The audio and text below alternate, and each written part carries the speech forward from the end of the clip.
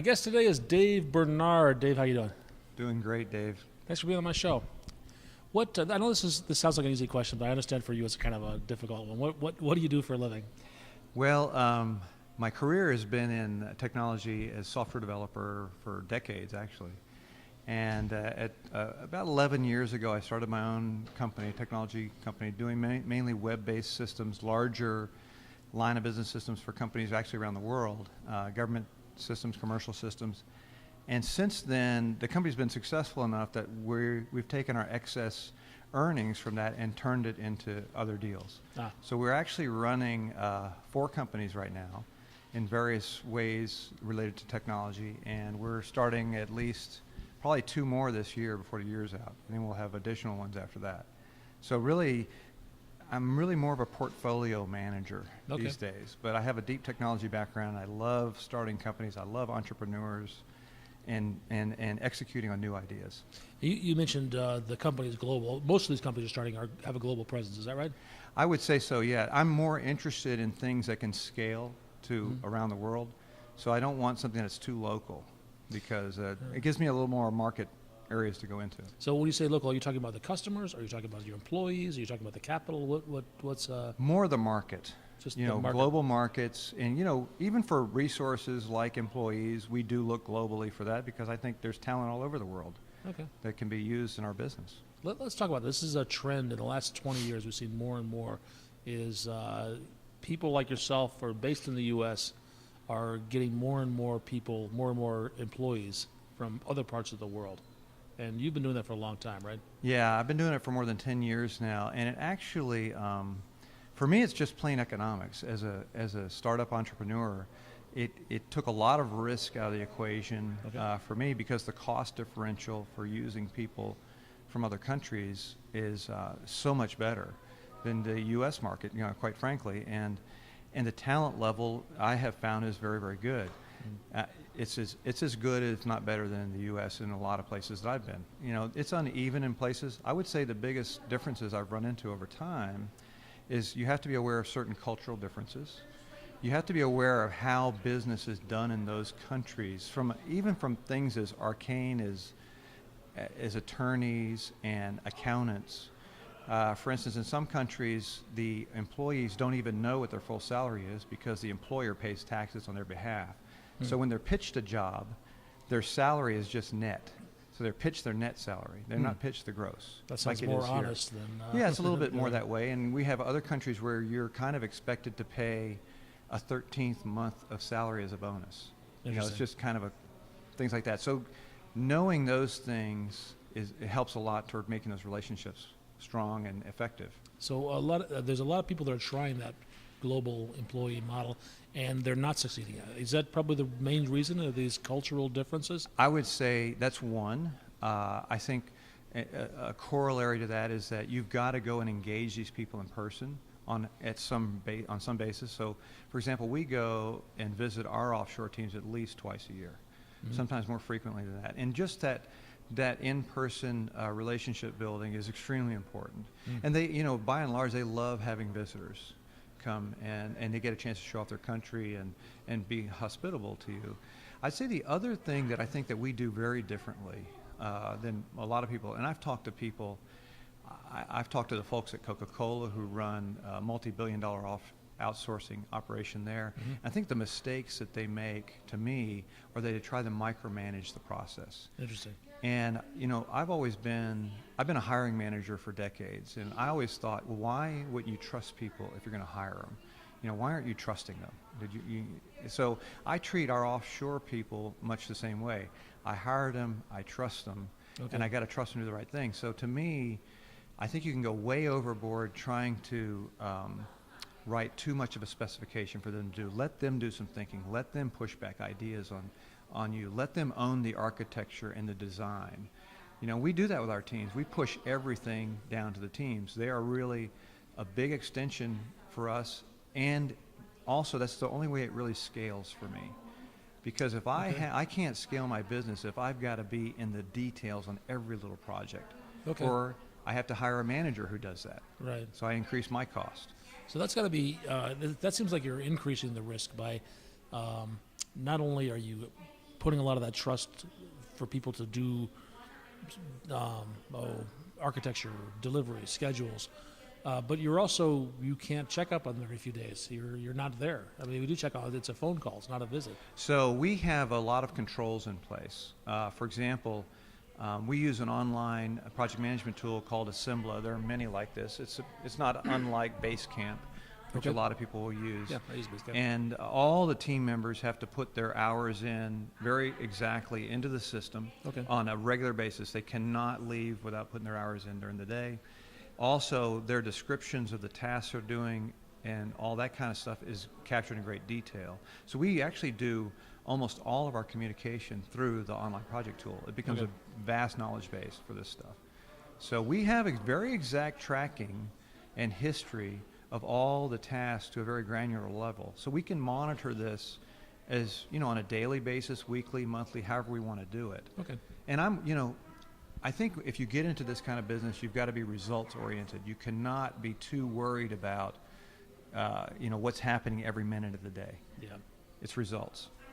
Where are you outsourcing to? Are this the traditional places, the India, the China, Southeast Asia? We've done, over the last 10 years, I think at one time I'd probably worked with people in about 20 different countries. We now only work really in one country, and that's Bulgaria, and we love the Bulgarians there. Why Bulgaria? Well, we found that a couple of things. At the end of the day, I would say that it's the best bang for the buck for us. Okay. So it's the best return on investment. It's a very reasonably priced. It's probably the cheapest place in Europe, just on a dollar basis. But the talent level is way above average there. And one of the things we found, and I actually found this out after the fact, is that during the Soviet era, the Bulgarians were the outsourced computer makers for the Soviet bloc. Oh, okay. So they've already been trained in these computer science. They have a history of it, an ecosystem, an educational system that supports that. So they're disproportionately well prepared for that kind of business. Interesting. Yeah, I think the same thing happened in India during the .com boom. Is so many people invested in India because it was an English-speaking country, more or less, and then when that bubble burst, investors left, but they left the infrastructure behind. People were educated. There was high-speed internet in place. There was communication channels to the west. Yes. And I think one of the things, if you're going to do this, you have to look into scale. So actually, a problem I could have in Bulgaria is that Bulgaria is a small country. So, I'm not going to be able to find unlimited numbers of resources in Bulgaria. It's just a small country. India, which is a billion people, the average, the law of averages says you're going to be able to find plenty of talent in a place like that. Yeah, China, for example, same way. So the other thing I would say, there's certain cultural things that really appeal to me about the Bulgarians, and in a lot of cultures, it's very antisocial to say no to the boss or argue with the boss. And that's not good. If I'm an entrepreneur or I'm trying to build a company and be very quick on my execution, I need to know when I'm doing something wrong. I need my team to tell me that's a bad idea, Dave. Okay. And so I really rely on these guys to push back on me and tell me when I've done something wrong. So we encourage that in our teams, and to find people that are able to do that actually is difficult. That's one big attraction with the Bulgarians. I love it when they help me avoid a big mistake. Right. You don't get that with every culture. And the Bulgarians, they're just like the perfect mix. And I think there's other folks in Eastern Europe. I've heard similar things about Romanians and Poles. Okay. Yeah, I think that mix of being able to be very strong technically, they're good managers. They want to be engaged. They love the fact that we trust them with architecture, design, and the business rules. Mm-hmm. So in many cases, they know the business better than our customers know their own business. Mm. I've had many examples of that. I'm fascinated by the cultural aspects of it. Is there anything that you didn't know going into Bulgaria? You had to learn? A lot of things. So the first thing that I had to learn, I learned this before I even went, and I had to get my people there to confirm it, was that nodding your head means no, and shaking your head means yes. And I had a real hard time with that in the beginning. And That's awesome.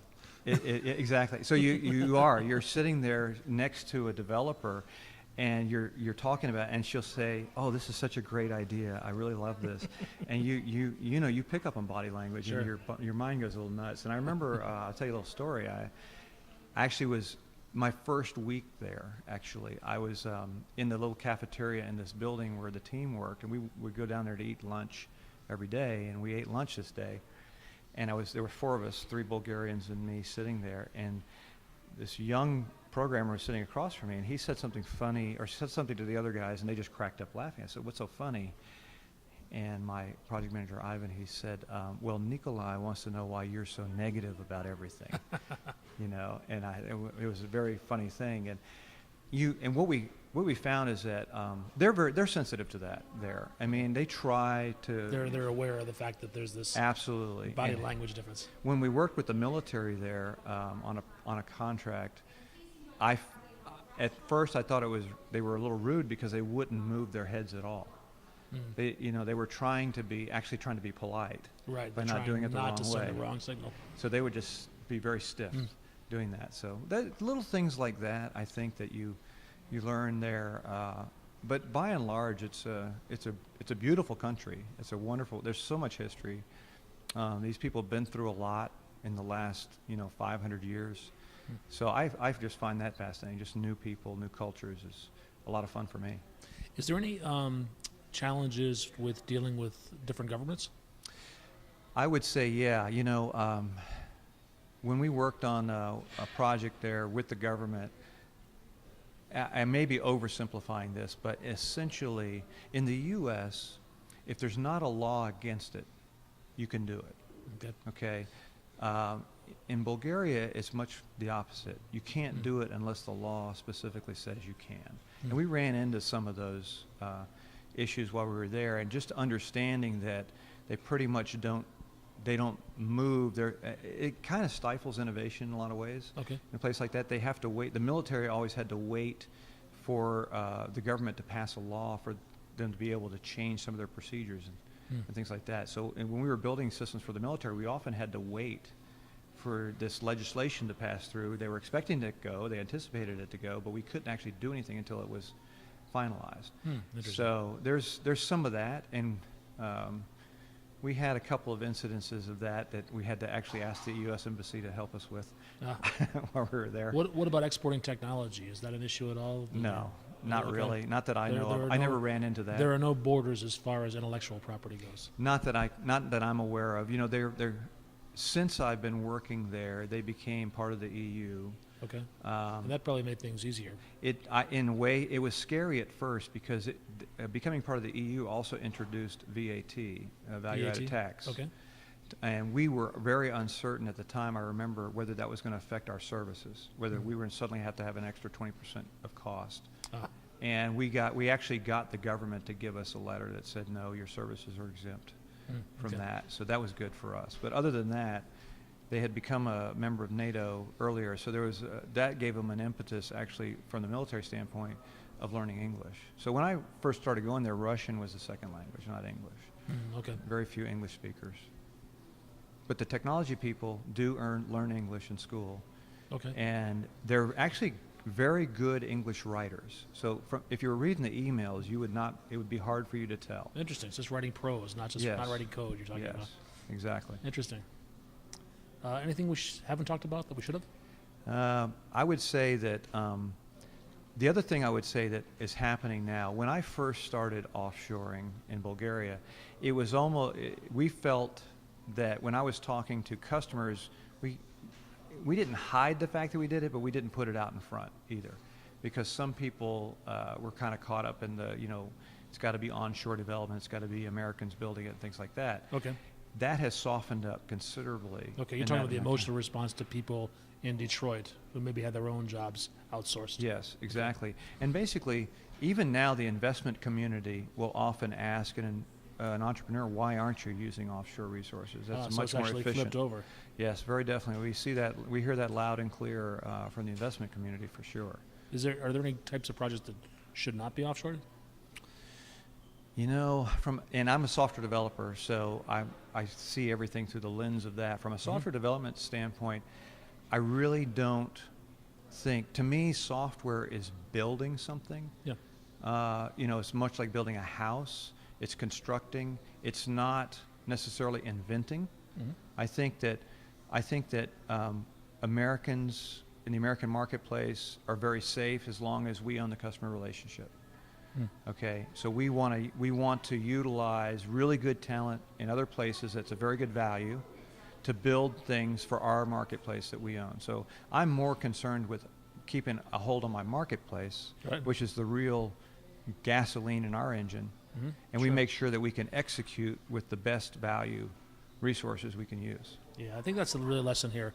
The world is changing, and that's a fact. That's nothing that we can do to change that fact. And we, as software developers or steel mill workers, we need to adapt to that fact. And that doesn't mean that we're going to be out of work, but it probably means that our job's going to change a lot. Right. I would say if you're a software developer, you know, find a way to get engaged. You know, I know a lot of single proprietor consultants who could expand their business this way. It's much what I did. Same way. I could still be a software developer, but I could use this other resources to expand my business and mark up their time, mark up what I pay them, and make money off of it. Dave, thanks so much.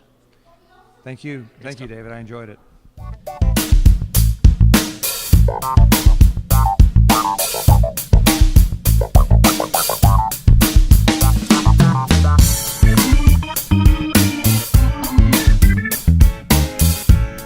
You know, one of the joys of working as an entrepreneur and building companies is be able to work with technology and work with friends at the same time that I meet along the way.